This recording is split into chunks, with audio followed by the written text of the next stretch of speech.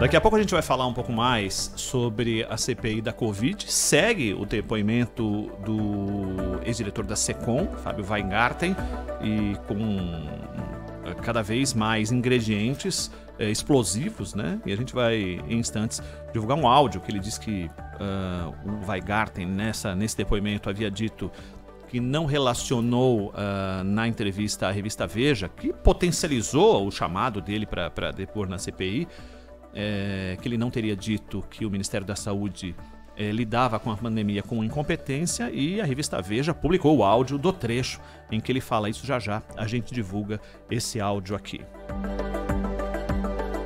Então, o importante aqui no Bandeirantes Acontece diz respeito àquilo que mexe com o seu orçamento. E tem algo muito maior que está relacionado a isso, que é a queda do nível dos reservatórios, uma seca importante em diferentes regiões do país, e que isso representa para os reservatórios, para as hidrelétricas e no preço da energia que você paga. Nós vamos falar com Alexei Vivan, que é presidente da Associação Brasileira de Companhias de Energia. Como é que vai, Alexei? Boa tarde. Olá, boa tarde a você e a todos os seus ouvintes. É um prazer estar aqui com vocês. O prazer é nosso, seja muito bem-vindo aqui ao Bandeirantes Acontece. Isso já fazia parte do planejamento? Vocês que lidam com essa relação da quantidade de chuvas e o que isso representa na conta final para quem paga pela energia? E se a gente voltar lá entre 2013 e 2014, existe algum paralelo do que aconteceu com as secas naquele período com o que nós estamos vivendo agora? Sim. Na verdade, a nossa matriz elétrica ela ainda é composta de cerca de 60% a 65% de usinas hidrelétricas, né? E isso requer o que? Armazenamento de água nos reservatórios para gerar energia. É a forma mais barata de geração, é a que tem preferência na geração. E o que acontece? Desde, na verdade, 2001, quando nós tivemos aquele racionamento, na época do Fernando Henrique, que os reservatórios nunca mais chegaram a um percentual de segurança, né? Que nós consideramos segurança um percentual a média dos reservatórios brasileiros, os grandes reservatórios, estarem acima de 50%. Isso nunca mais a gente verificou, né? A gente acabou tendo chuvas aí nos períodos úmidos, mas não o suficiente para normalizar esses reservatórios. Então, desde lá que a gente vem aí, que o Operador Nacional do Sistema Elétrico, o Comitê de Monitoramento do Setor Elétrico, vem acompanhando essa situação e, na medida do possível, preservando reservatórios, despachando térmica aqui e ali de forma intercalada para ir recuperando esses reservatórios. Mas a dependência de chuva ainda é muito grande. E o que acontece agora é que, neste último período úmido nosso, período úmido a gente considera de novembro até abril, é o período úmido, que é onde a gente tem que ter chuva suficiente nas cabeceiras dos reservatórios para que a água flua e armazene nos reservatórios, né? E para que aguente o período seco, que vai de agora, que nós estamos, até outubro, início de novembro. Então, desde 2015, que a gente vem tendo situação não muito boa. Tem chuva, mas não o suficiente. E agora o que aconteceu é que esse último período úmido foi a pior incidência de chuva dos últimos 91 anos. Né? Então, os nossos reservatórios que não tinham se recuperado, vinham aos poucos crescendo o armazenamento deles, eles vão passar agora um período de seca baixos, né? Nós estamos com o reservatório hoje na média dos 23%, a média dos reservatórios, principalmente das regiões centro-oeste e sudeste, mais especificamente sudeste, que a gente fala que é a caixa d'água do sistema elétrico, né? Então, assim, considerando essas... Por favor, Alexei, pode seguir. Considerando essas duas regiões, que são as mais importantes, há um monitoramento muito, muito forte em cima deles. E o que acontece? Há algum tempo, a ANEEL impôs, então, as bandeiras tarifárias, que têm a finalidade de sinalizar para o consumidor que tem dificuldade na geração de energia e que a energia está ficando mais cara. Por quê? Toda vez que você tem um reservatório no nível baixo, precisa preservar o reservatório, para não ter risco de fornecimento, você despacha as usinas térmicas. Né? Nós temos térmicas a gás, térmicas a óleo combustível, a óleo diesel, a carvão, mas são todas elas mais caras. Então, evita-se despachar térmica porque encarece energia. Mas no momento em que não temos hidrelétricas gerando o necessário, nós temos que despachar térmica. E aí isso influencia nessas bandeiras tarifárias, né, que foram criadas aí para sinalizar o consumidor e, além disso, para antecipar recursos que as distribuidoras de energia teriam no seu reajuste tarifário, para que ela compre energia mais cara e possa fornecer. Então, a gente está hoje com uma bandeira tarifária vermelha e a perspectiva é que a gente continue o ano de 2021 inteiro com esse padrão de bandeiras tarifária vermelha. Então, você tem a bandeira tarifária, o patamar vermelho, você tem o nível 1 e o nível 2. Né? O nível 1 é R$ 4,59, R$ 4,60 a cada 100 kW, e o nível 2 é R$ 7,57 a cada 100 kW. Então, assim, a gente pode realmente esperar um ano de 2021, agora, daqui para frente, com bandeira vermelha, e, assim, ainda não há um risco de racionamento, porque você tem as térmicas que dão conta, apesar de encarecer o preço da energia, mas você tem aí, além disso, você tem aí um período de pandemia, né? A gente já vinha com uma economia arrefecida que piorou com a pandemia. Pois é, Alexei, aí você tocou num ponto muito importante, que é a pandemia. Sônia Blota aqui, um prazer tê-lo no Bandeirantes Acontece. Você falou que a dependência de chuva agora, infelizmente, é uma realidade. A pergunta que eu faço é, e se se não acontecer conforme o previsto, né, a chuva? E eu vou aproveitar aqui uma mensagem da nossa ouvinte, a Esther Kalinski, que está sempre conosco, aproveitando seus conhecimentos. E o investimento em energia solar? Pois é, o que acontece? A gente não prevê chuva em período seco, né? Seria uma excepcionalidade se chovesse agora no período seco a ponto de trazer algum alívio, né? Então, a gente está preparado para passar o período seco de 2021 com as térmicas, segurando o suprimento de energia, sem risco de racionamento. Agora, para 2022 é outra história, vamos depender de novo do período úmido entre 2021 e 2022. Em relação às energias renováveis, né, apesar de hidrelétrica ser renovável, a gente trata como renováveis as solares, as eólicas, né, que são energias muito importantes, são fontes de geração muito importantes, mas ainda, seja por ausência de uma forma de armazenar com baterias e tal, são fontes de energia que você não pode contar com elas para conceder segurança para o sistema, segurança operacional, operativa para o sistema, né? Porque são fontes que você não pode ligar e despachar a hora que você quer. Você depende de um sol, você depende de um vento, né? Então, por isso que a gente chama essas fontes de fontes complementares.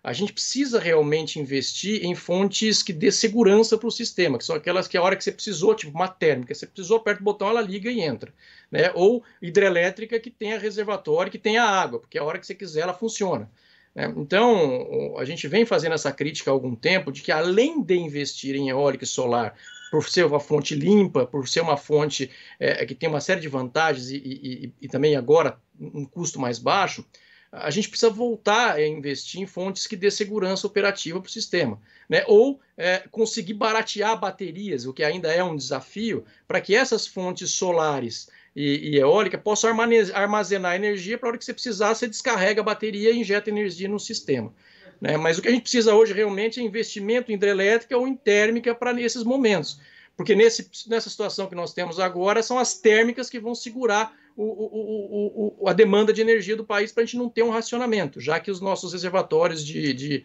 energia das usinas estão baixos, né? Alexei, boa tarde. É bem provável que, enquanto houver mundo, né, o Brasil usará água para a produção de energia, pelas peculiaridades naturais do Brasil.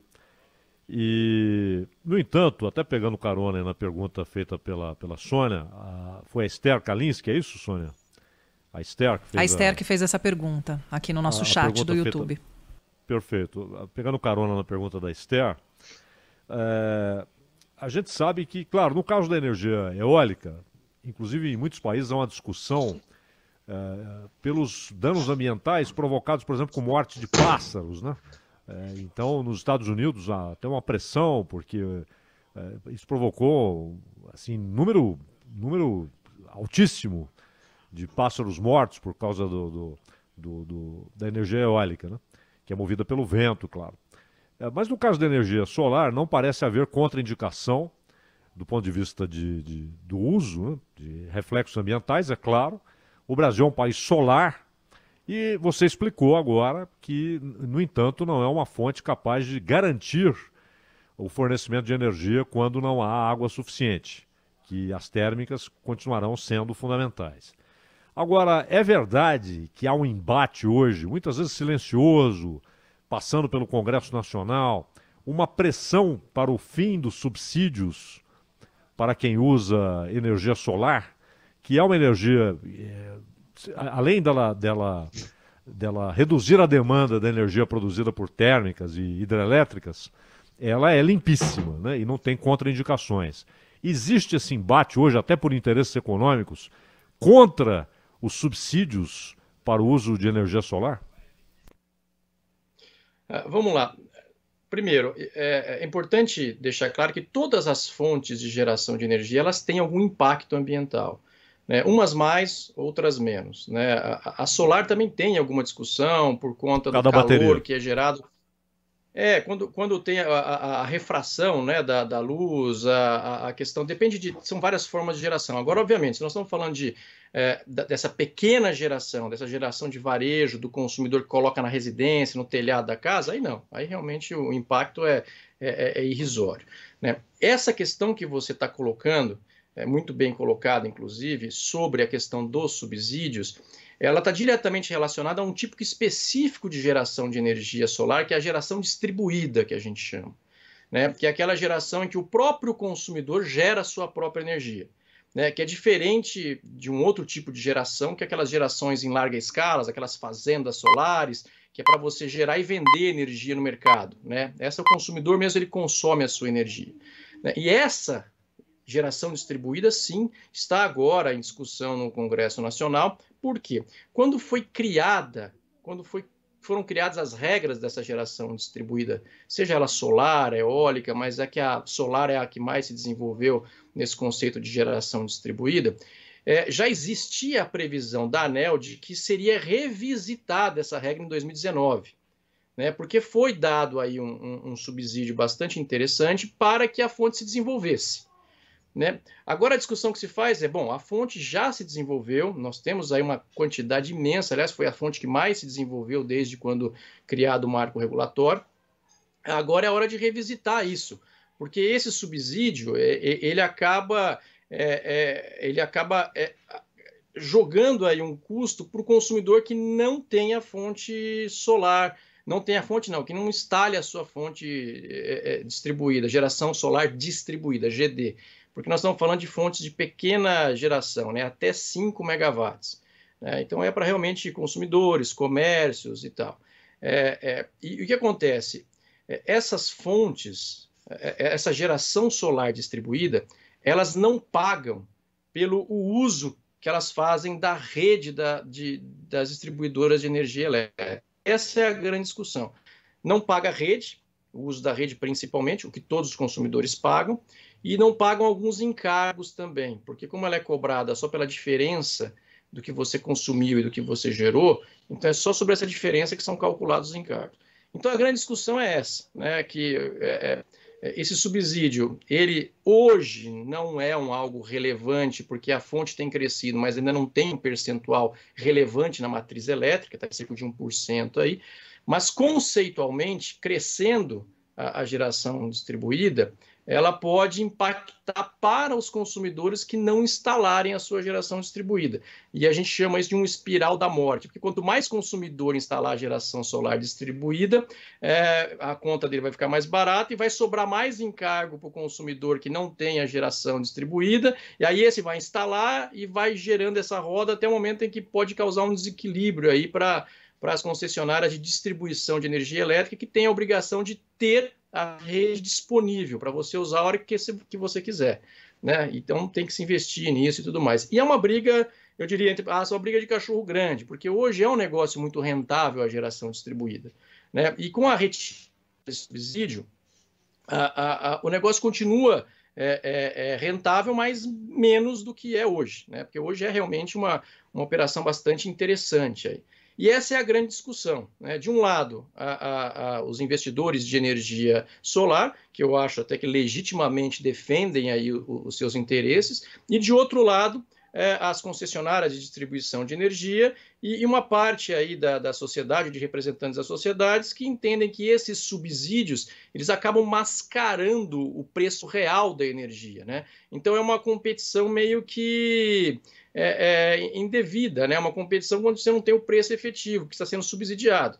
Nós temos que lembrar também que todas as fontes, digamos assim, já foram de alguma forma subsidiadas no passado. O subsídio ele é importante, né? Ele é um sinal econômico importante, mas ele não pode ser perene, né? Ele tem que desenvolver a fonte e depois ele tem que ser retirado. Agora, no Brasil, a gente tem umas práticas meio complicadas, os subsídios eles ficam eternamente. Temos que lembrar também que não é só as fontes solares, aí, as fontes de geração que têm subsídio. Durante muito tempo você teve aí os grandes consumidores também tendo subsídio, né? Alguns deles permanecem até hoje. E, infelizmente, tudo acaba sendo despejado no consumidor cativo. O consumidor, o pequeno consumidor, mas é que tem maior quantidade, que acaba pagando por isso. Alex, uma última da minha parte. Você falou que temos chances de não haver racionamento neste ano. Agora, se o Brasil, e a gente espera que isso ocorra breve, né? Talvez ocorra brevemente, o Brasil voltar a crescer 5%, 7% ao ano, a economia se revitalizar, haverá risco de faltar energia para bancar, para sustentar um crescimento nesses níveis? Olha, se crescer nesses percentuais, existe esse risco sim. Aliás, a gente aponta esse risco não é de agora. Né? Isso aí desde lá 2001, né? Depois se repetiu aí em 2014, 15 com a baixa pluviometria, esse risco existe. A gente só não teve algo mais sério por conta de uma economia arrefecida, né? E agora a economia estava começando a se recuperar, veio a pandemia. Mas se nós crescêssemos nos patamares esperados lá atrás, desde 2001, nós já teríamos tido um racionamento. E nós precisamos acrescentar uma outra situação aí de preocupação, que o ano que vem é um ano eleitoral. É um ano que decisões técnicas mais graves às vezes acabam não sendo tomadas por conta do impacto que isso pode ter nas eleições. Como aconteceu lá atrás, em 2011, quando nós temos que decretar racionamento e no final acabou-se tendo uma medida provisória, a conhecida 579, que não só barateou a conta de energia, como impulsionou o consumo, no momento em que a gente estava tendo problema de geração. Por quê? Porque 2012 era um ano eleitoral, né? Então, se eu não me engano, é isso, né? Foi em 2012 a eleição. Mas o fato então nós temos o ano que vem um ano eleitoral, então a nossa preocupação é que as medidas técnicas de preservação dos reservatórios, ainda que possam ser amargas, sejam adotadas. Agora, para 2021, realmente não há um risco de racionamento, né, por conta dessa economia. Agora, torcendo aí para que ocorra esse crescimento, a gente vai ter que correr atrás e rezar para São Pedro aí para num período úmido a gente ter chuva de forma que dê conta desse crescimento. Nós conversamos com Alexei Vivan, presidente da Associação Brasileira de Companhias de Energia. Alexei, muitíssimo obrigado pela atenção com a Rádio Bandeirantes. Até uma próxima.